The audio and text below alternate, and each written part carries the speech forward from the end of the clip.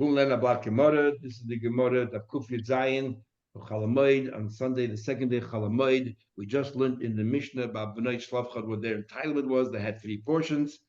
And so now we're going to continue learning what we just spoke about. We're learning the Gemara. 3 different opinions how it was divided. Says the Gemara. Tanan. Our Mishnah says that, now we know Chefer and Shlavchad never arrived in Eretz Yisrael. So if you hold that the only people who ever received land were those who entered Eretz Yisrael and were over 20, then the daughters of Shlavchad had no complaints really, because they had no, the father never made it to Eretz Yisrael, nor did the grandfather make it to Eretz Yisrael. So what are all these portions they're getting? So Tanan, we learned, our Mishnah holds, Commander Omar Liyetzim Mitzrayim Mischalkad. It must be that our Mishnah holds that the land was divided, those who left Mitzrayim. And therefore Chayfa was entitled to land, and so the time we learned Rabbi Yosha says the Yotzei Mitzrayim says that the land was divided to those who left Mitzrayim. How do I know that? Shenemar says that there was a goal to divide the land to who? Lishmois Matas Avoisam, to the names of the tribes. Yinchalu, they will inherit. Matas Avoisam, of their parents, of their ancestors. So clearly that this division goes back to the ancestors. In other words, depending how many people left Mitzrayim, each family, whatever it is, they're the ones who are entitled. And if you're going to yash now, when you come to Israel, you're yashing purely as an heir of whoever it is that left Mitzrayim. Now, there's a possibility that you get nothing in Israel. If your grandfather left, if your father left Mitzrayim when he was under 20, and he didn't have a father, he was an orphan, a yasim, and you arrived in Eretz Yisrael when you were under 20, then you get nothing. You get nothing. Whichever opinion you hold, you're not entitled to anything. Abai later will say that's practically impossible, but that's how it's in theory. So l'chayre, what do I do with the pasuk? Le'ela to chalakar. It says the people are coming to the land, they will get the nachla. What do you mean? Le'ela ka'ela. It means that that they have to be 20 years old. That just like these people, this is what it means. Just like the people entering Eretz Yisrael, when did we count them? When we did a census, you had to be between 20 and 60. You had to be over 20 years old. The same thing, we go back. That what? The people, just like the people going in Eretz Yisrael have to be 20 plus, so too, the people that left Mitzrayim who are going to be entitled to the land have to be 20 over. If they were under 20, they don't get anything in Eretz Yisrael. The people, but who are we talking about? We're talking about Matas Avoisam. It's the people who left Mitzrayim who get an entitlement to the land of Eretz Yisrael. Says the Gemara, Lahaitzi, to exclude who? Es hat folim, a taf. Those who are under, interesting, we're calling under 20 a taf. Usually a taf is like a little kid. And here was an infant. And here we're saying anybody under 20 come under the category of tefalim, and they get nothing. Okay, so Rabbi Yosha is of the opinion it's Yotzei Mitzrayim who get it, and therefore our Mishnah follows Rabbi Yosha. Rabbi Yosha disagrees. He says L'boya Aretz Chalka. Eretz Yisrael is divided among those who entered the land of Yisrael. Shneimar says L'elu Chalka Aretz. To these people, you should distribute the land. Ben Nachla in the Yerusha. There's the Gemara, so according to Rabbi Yonason, it's divided amongst those who came into Israel, provided they're 20 years old. What do you do with the pasuk that says that it goes back to the ancestors? So the Gemara says a very interesting thing happened there, like we explained before. The way this was inherited is very different than any other inheritance. And how so? All other inheritances, how does inheritance normally work? The survivors, they inherit those who deceased. But the Khan over here, Mesim Yoshin Chaim. Over here, those who passed away inherit those who are alive. What do you mean? Like we said before, that you had one family that had one child, and the other line of that same family had 10 children. So between the two of them, they received 11 portions, equal portions. Then it goes back to the father. So you have 2 brothers. Goes back. One of the brother receives 10 from his children. The other brother sees only 1 tract of land. You pool them together, and now you have 11. You divide them in middle, 5.5 each. And therefore, the family has 1 child will receive 5.5 portions of land, and the other family that has 10 children will also have to divide the 5.5 portions of land. Amar Rebbe says, Rebbe, I'll give you an example of the two brothers Kohanim who made up between themselves. In one city, one guy had one son, one guy had two sons, so they made up between themselves. The whole guy that went to this granary and to receive whatever they got. The one had one son, takes one. The one who has two sons, takes two. So between the two sons, they take three. Bring them to their father. We read up the Bible. I told you all the Rishonim ask. Over there, they made up between themselves. But in the case of the inheritance of Mitzrayim, why in the world should the two different lines bring it back to, in theory, bring it back to their fathers, two brothers, and pool all their tracts of land they received, and then re-subdivide it. I told you the easiest answer. The Rivoy says there's a custom, that's how it is, or Rashi Chumash says it's the grandfather. That has other pshatim, but setting one further. Opinion number 3. Rav Shimon Lazar says, le'elu ule'elu neschalkalos. They both, whether if you left Mitzrayim, you're over 20, you're entitled to one share of the land. If you came into Yisrael, you're over 20, you were entitled to one share of the land. He doesn't learn this whole thing about called chazara, that it goes back to the previous generation or all that. Too complicated. He said, take it literally. Either or. Haketza. What do you mean? You left Mitzrayim over 20, you're entitled to a share. You came into the land, mekan, if you come from both ends, you get 2 portions. Now, what does it mean, mekan? So there are two ways of learning. But the Rashbam learns, mekan means that your grandfather was over 20, and you're over 20 now. So you're going to get 2 portions of land, one for yourself and one for your grandfather. That means that if I was under 20, I'll only receive the land that belonged to my grandfather, and I get it. If I have brothers, we divide it. But if I'm over 20, I'm going to get 2. One for my own self, and one I'm inheriting like any other year from my grandfather. Another pshat is that one person himself can get 2 portions of land. If you were over 20 when you went to the wilderness, and you're you're still alive when you came into Eretz Yisrael, so you'll get 2 entitlements: one as a Yetzer Mitzrayim, and one as somebody who's going into Eretz Yisrael. The Rashbam has a problem with that because nobody survived. It says that the only people who survived was Pinchas and Yeshua. Nobody else survived. So how could it be that somebody who was over 20 who left Mitzrayim arrived alive into Eretz Yisrael? Face other Shem seem to learn he could. Because what happens if it was over 60 when you left Mitzrayim? Because this whole thing of people dying was between the ages of 20 and 60. If you were over 60 when you left Mitzrayim, and now you're over 100, people, I guess, lived long lives. Moshe Rabbeinu lived 120, Aaron 123, Miriam 126. If you're over 100, so it's possible to have both. And what it means by Kalev and Yeshua, because they were between 20 and 60. There, nobody survived. And Taisa brings, there were other people who survived. Yored ben Menashe. Ben Menashe, if he's Menashe's son, and we know that he lived into Tanakh in the times of Yeshua. So we know that people lived longer if they were over 60 when they went into the Midbar. They didn't die in the Midbar. They survived. Anyway, the Gemara continues. Then the Braisa continues. The Meraglin were punished because they went into the Midbar. They were entitled, each one, to a certain tract of land. What happened to their land? Yeshua v'Kalev. Now, the punishment was that Yeshua v'Kalev basically inherited the land from the Meraglim. Not their children, not their descendants. It was Yeshua Kalev. What about the Misloinim? Who these Misloinim are, the Gemara will conclude later. Right now, the Gemara will think that Misloinim means all those who complained against Moshe Rabbeinu. You know how many people that was? That was the majority of Klal Yisrael, unfortunately. But the Gemara is going to conclude that Misloinim and Adas Kairach is the same story. Misloinim were the 250 judges, and Adas Kairach were his immediate family. So there's a limit, a small amount. What happened to their belongings? As if they're non-existent. They were erased when the ground swallowed them up. Is as if they were erased; they never existed. So they were not entitled. Very interesting. It's a much worse punishment than the Meraglim. The Meraglim were punished. They lived a certain life, and then they were punished. Mashenkin Adas Kerach, they were punished in a way that they were erased from this world. They had nothing. So what happened to their land? Nothing, because they didn't exist.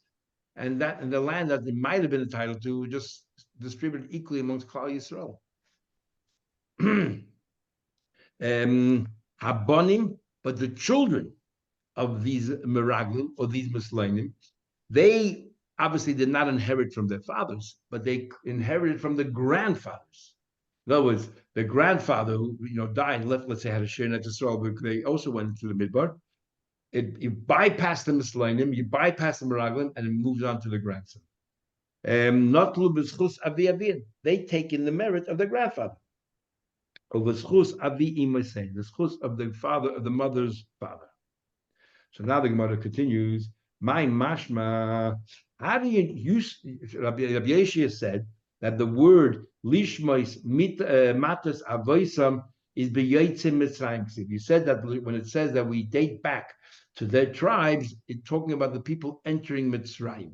And then we said, that each family gets a piece, and then your grandchildren went to Israel. If you have 10 grandchildren, they have to share into that one piece. And if you have one, he gets the entire piece. How do you know that matas means the people who entered the Midbar? Maybe the founders of the matas. That means the original shvatim. The Chesivit says, so how do you know? Maybe it means go back to Reuven, Shimon, Levi, and then the entire tribe divides it equally. If everyone gets a share, how do you know? We only go back one generation. We don't go back to the founders of all the tribes. Says the Gemara. Answer the Gemara. The Chesivit says, "V'nosati oisulachem." It says in the pasuk, Moshe Rabbeinu tells the Yidden that I'm going to bring you in Be'era. I'm going to bring you to Eretz Yisrael, to the land that I promised Avraham, Yitzchak, Yaakov, and I will give you my Russia an inheritance. V'nosati oisulachem Russia ani Hashem. I'm giving it to you. Clearly, Yerusha lachem ma'avesechem u'leyitzim mitzrayim kamli. This is a Yerusha to you, and who's he addressing? Moshe Rabbeinu is addressing the people who are going to go into, who are leaving Mitzrayim to go into the Midbar. So obviously he meant them. Now we're going to have a number of questions that Rav Papa asked Abaya on these different opinions that we just said, whether it's the people leaving Mitzrayim, like Rabbi Yeshua, or like Rabbi Yenis, the people who enter Eretz Yisrael. Question number one. Rav Papa asked Abaya a question. He said, yes, Bishleima makes sense. Lamanda Amar the Yitzim Mitzrayim.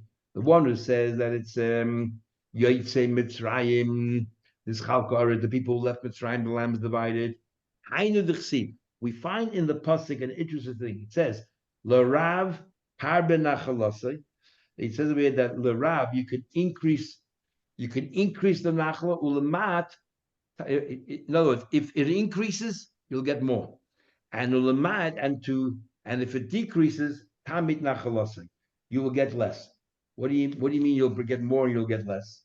So, for example, if you have, let's say, in other words, we don't look at the state of the family when they enter the land of Eretz Yisrael. We look at the state of the family the way they were when they left Mitzrayim. So, for example, a family that was Rav, it was a big family. There were 10 of them, 10 brothers. So they get 10 10 members of the family left Mitzrayim. So they get entitled to 10 portions of land. But when they entered Eretz Yisrael, most of them died out. There's only one member of the family left. One grandson left. He will receive the entire lot. If you started out Rav, then at the end, Rav Tachnach he will get a much bigger piece. Right? He'll get, one person will end up with 10 tracts of land. That's called Tarber Nachalasa. And what happens the other way around? If you only had one person leaving Mitzrayim, and even though you have 10 children entering into Israel, they're going to end up with a very small piece. The 10 are going to have to divide that one piece of land. So it makes sense that the pasuk is saying here that there's a difference between leaving Mitzrayim and Israel. That even though you started out with a lot, it could be reduced. And even though and if you start out with if you start out with a little, you'll remain what do you call little. Makes sense. But if you're telling me we're talking to the people who entered Yisrael, then who cares what happened when you left Mitzrayim? If whatever you're now, you're now. If you're one, you'll get one piece of land. If you're 10, you'll get 10 equal pieces of land if you're 10 members of the family. So what does it mean? L'rav tar benachlos or l'mat tar benachlos. What does it mean? We don't care about what happened when you left Mitzrayim. All we care about is how many people you are now. And you don't get more or bigger pieces of land or smaller pieces of land. Each person gets one piece of land. So nobody's getting more or less. It just each person gets an individual piece of land. So what does it mean, the Rav Tarba, that if you started out a lot, you'll get a bigger piece. If you started out a little, you get a smaller piece. What does it mean? That's what he asked about it. So Omal Kasha. The Gemara says it's a good question, but as the Rashbam says, we don't know the answer according to Rabbi Yonason, but surely he has a good answer. We don't know what it is, but he has a good answer. It's not going to deter us or in any way repudiate Rabbi Yonason's opinion. Okay, so let me ask another question. I understand. If we're talking about the people who left Mitzrayim are entitled to it, so the daughters of Slach are upset. Our father left Mitzrayim, he was entitled to a piece of land. Our grandfather Chayfa left Mitzrayim, he was entitled to a piece of land. And so we deserve the 3 pieces of land, like we said, our father's share, plus his share of his father, equal with his brothers, plus he was a b'chayr, he gets an extra portion. So they're upset. There should have been some land there. Where is it? Because our father had no sons. Why should he not, why should the family not be entitled to land? Makes sense. That's why they're screaming Tzlavcha. Elaman, the boy, the one who says that only those who entered Eretz Yisrael were entitled to a piece of land, Amai Tzavcha. What were they screaming about? Tzlavcha was not alive when they went into Eretz Yisrael. Chayfa was not alive when they went to Eretz Yisrael. So they were not entitled to any land. So what were they screaming about? How lesser the Lishka? They were not entitled to anything. Says the Gemara, yes, they were. You know why? And this is the uniqueness of this kind of inheritance. It's called Chazorah. What do you mean it's called Chazorah? Because we said before, what happens is the people who went to Yisrael, one family had 10, one family had 1, and then they give it back to their grandparents, or as Rashi said, it was their fathers, and then the fathers pooled together their properties, and they divided equally the 2 families, and then the children have to divide it between themselves. One family is 1, they're very lucky, they'll get the whole piece. The other family is 10, they'll divide in 10 parts. So what happens here is, okay, Tzlavchad didn't make it into Eretz Yisrael, but Tzlavchad had brothers, had 5 brothers, let's say, and those brothers made it into Eretz Yisrael. So there were 5 pieces of land in the family, but what happens then? So Tzlavchad wasn't alive, he wasn't entitled to anything, but Tzlavchad had brothers. Those brothers now have picked up 5 pieces of land. It goes back to the grandfather, Chayfer, and now Chayfer redistributes it to his descendants. One of his descendants is Slavchad. So even though there were 5 brothers who made it to Yisrael, they have to divide it now into 6 parts because it went back to Chayfer, and Chayfer now redistributes it to his children. So divide the 6 parts. So Slavchad's daughters are entitled to 1/6 of the property. Plus, Slavchad was actually a b'chayr. So you have to divide it into 7 parts, and Slavchad gets 2/7. So therefore, they were screaming for that. And so Rabbi answered the Chazorah. They were talking about Chazorah, and that's what they were screaming about. The Lito B'nichse Chayfer, and they were entitled to the grandfather. Well, how did the grandfather get an estate if it goes after the people entered Israel? Because the brothers, the siblings of Slavchad, who Yashin, then sent it back to Chayfer, and Chayfer had to redistribute. Where's our father's share? Says the Gemara, Bishleim. We'll go a little bit further. Bishleim, the one that says it goes to those who leave Mitzrayim. It makes sense now why Bnei Yosef complained. They said to Yeshua, they complained.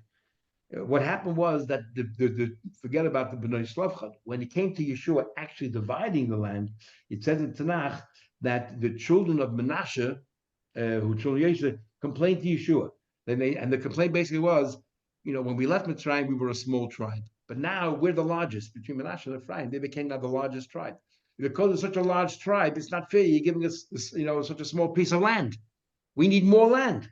Now, what do you mean?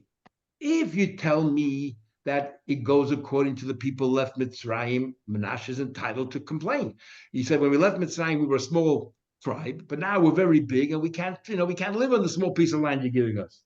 Says the Gemara, that the land was proportioned according to those left Mitzrayim. And the Kotzavcha b'nei Yosef, so b'nei Yosef complained. You see what it says, Vayidabru b'nei Yosef, they complained. If it says according to the people who entered the land of Israel, well, if Menashe had more people, each person got an individual tract of land. So if Menashe had more people, they got more tracts of land. What's he complaining about? My Kotzavchi, what's he complaining? Foolish shackle. Each person received a piece of land. Doesn't that prove that their land was basically a proportion according to the people who went into the Midbar, not the people who actually entered the land of Israel? Says Gemara, no. What Menashe had a lot of youngsters. It seems that the increase of the tribe only happened in the last 15 years or so in the Midbar, and they were all under 20. And remember, you're not entitled to any land unless you were counted, and you were not counted if you were under 20. The problem was that the Tfeilim were too many. They had too many youngsters. No, they had a big shavit, but they were not getting any extra land because they're all too young. Amar Abaye said, well, just finish this. Abaye says, Shema mina, we see from here. Lo have echad de lo shakel. Even though in theory it's possible that there were people who received no land. For example, if they had no grandfather who went to Israel, Mitzrayim, what happens if the grandfather or father went to Mitzrayim, was under 20, and he was a Yosem, he was an orphan, didn't have a father, didn't have an uncle, had no family, and he went into the Midbar, so they received nothing. And when they came to Israel, they were under 20, they received nothing. So in theory, it's possible that there were Yidden who entered Israel who didn't receive any land, not from themselves, not as inheritance, nothing. He says, no, there is nobody, the loy shakel, who didn't receive any land. Why? Because you tell me in theory it's possible for somebody not to receive any land. So how come only the children of Yosef, of Menashe, complained? Every person who didn't end up with a piece of land should have complained. How come I don't get a chelik in Israel? I was in Mitzrayim, my family was in Mitzrayim, and I came to Israel. Where's my land? How come nobody else complained? He boiled the mitzvah. He should have complained. He should have said, where's my land? Just like the daughters of Tzavcha complained, or the Menashe complained. And otherwise, and if they did complain, how come Tanakh doesn't record? The Chitem, if you're going to tell me, you know why Tanakh didn't record it? There were people complaining. The Tzavach va'ahani kis mikra. Those people who screamed, and they actually were effective because Yeshua had to deal with Menashe, or B'nai Slavchad Moshe Rabbeinu had to deal with them, so they're recorded in history. Kos v'kra. But the Tzavach, those people who complained, and nothing happened, maybe it wasn't recorded. That's why it's not there, but maybe they did complain. I'll prove it to you. So the Gemara, you can't say that. The children of Yosef, Menashe's children, what do you call it? Yeshua engaged with them, but what did he do for them? Nothing. He didn't give them any extra land. So, and yet it's recorded. Didn't help. The Kasvina Kra is recorded. And it's recorded. It must be that nobody complained. And that's why it's not recorded in all history. That doesn't prove anything at all. You know why? Because Hasam Eitza Teva Kamashi. Over there, in the case of Yeshua answered them. He gave them advice. What do you mean he gave them advice? He gave them advice. He said that the boile. Maybe we'll stop over here because we're going a bit too far. We'll continue tomorrow. What exactly advice Yeshua gave to the children of Yosef? But Abaye said that nobody actually complained, otherwise it would have been recorded. Yeshua gave them advice. We'll see tomorrow about Ayin Hara and all that. So we'll continue tomorrow at 8 o'clock in the morning. Have a good moed, and